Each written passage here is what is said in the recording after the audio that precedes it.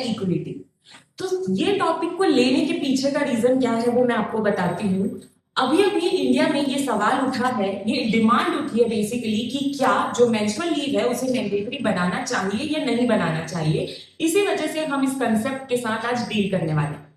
तो देखिए, सवाल यहाँ पे ये आता है कि क्या इक्वलिटी का मतलब सबको सेम ट्रीट करना होता है या फिर हर किसी को अलग अलग सिचुएशन में अलग अलग ट्रीट करना होता है। तो एक एग्जांपल लेते हैं अपन कि समझिए एक टीचर है जो कि क्लास में हर एक स्टूडेंट को एक जैसे नंबर दे रही, चाहे वो बच्चा जो है वो 90% स्कोर किया हो या चाहे वो बच्चा जो है वो 40% स्कोर किया हो। क्या ये इक्वलिटी होगी?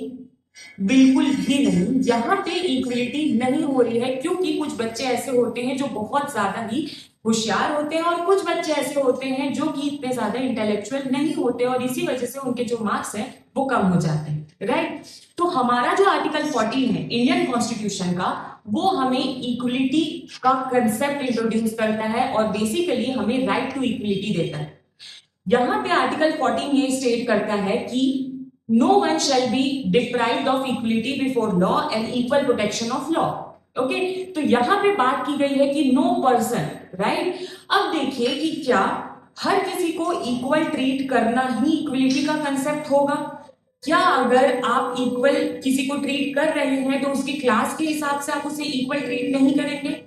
बेसिकली यहाँ पे कोर्ट जो है उन्होंने ये कहा कि इक्वलिटी का मतलब सिर्फ इक्वल ट्रीट करना नहीं होता, इक्वलिटी का मतलब होता है फेयर ट्रीटमेंट। कोर्ट ने इस कंसेप्ट को कुछ फेजेस और कुछ केसेस के थ्रू समझाया है। तो कोर्ट ने सबसे पहला जो फेज दिया था वो था रीजनेबल क्लासिफिकेशन का। कोर्ट ने कहा स्टेट जो है वो लोगों को अलग अलग ट्रीट कर सकता है अलग अलग टाइम पे, लेकिन दो कंडीशन का फुलफिलमेंट बहुत ज्यादा जरूरी है। और वो दो कंडीशन है, सबसे पहला इंटेलिजिबल डिफरेंशिया होना चाहिए, मतलब कि डिफरेंस जो है वो समझ में आना चाहिए, और दूसरा रैशनल नेक्सस होना चाहिए, मतलब कि उसका लॉ के साथ कुछ ना कुछ कनेक्शन होना चाहिए। रीजनेबल क्लासिफिकेशन से रिलेटेड सबसे पहला केस था अनवर अली सरकार का।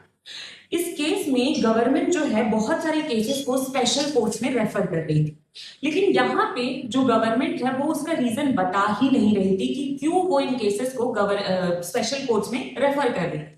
कोर्ट ने यहाँ पे ये कहा कि भाई लॉ जो है वो मनमानी के लिए नहीं बना हुआ है। अगर आप किसी भी केस को स्पेशल कोर्ट्स में भेज रहे हैं तो आपको उसके पीछे का रीजन बताना ही होगा।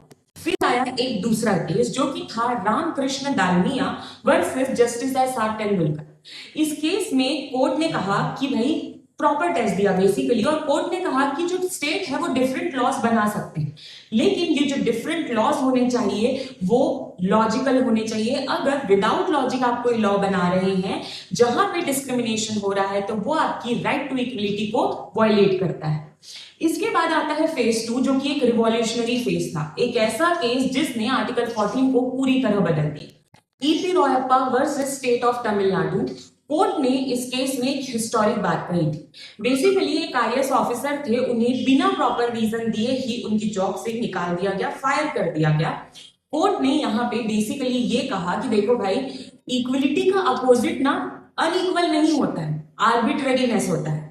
और अगर कोई भी एक्शन जो है वो आर्बिट्ररी है तो बेसिकली वो क्या होगा, वो आपकी इक्वलिटी को वायलेट ही करेगा। इसके बाद Manika Gandhi versus union of India का केस आता है। इस केस को हम सब ने कई बार पढ़ा होगा और कई बार सुना भी होगा। बेसिकली जो मनिका गांधी थी उन्हें कोई भी रीजन ना देते हुए उनके पासपोर्ट को सीज कर दिया गया। अब कोर्ट का कहना यहाँ पे ये था कि अगर कभी भी आप कोई लॉ बना रहे हैं तो सिर्फ उस लॉ का होना ही जरूरी नहीं है। अगर आप कोई लॉ बना रहे हैं तो वो लॉ फेयर होना चाहिए, जस्ट होना चाहिए और रीजनेबल भी होना चाहिए। तो नेक्स्ट पार्ट के लिए फॉलो करो लीगल एनालॉजी के चैनल को and like this video and share this video.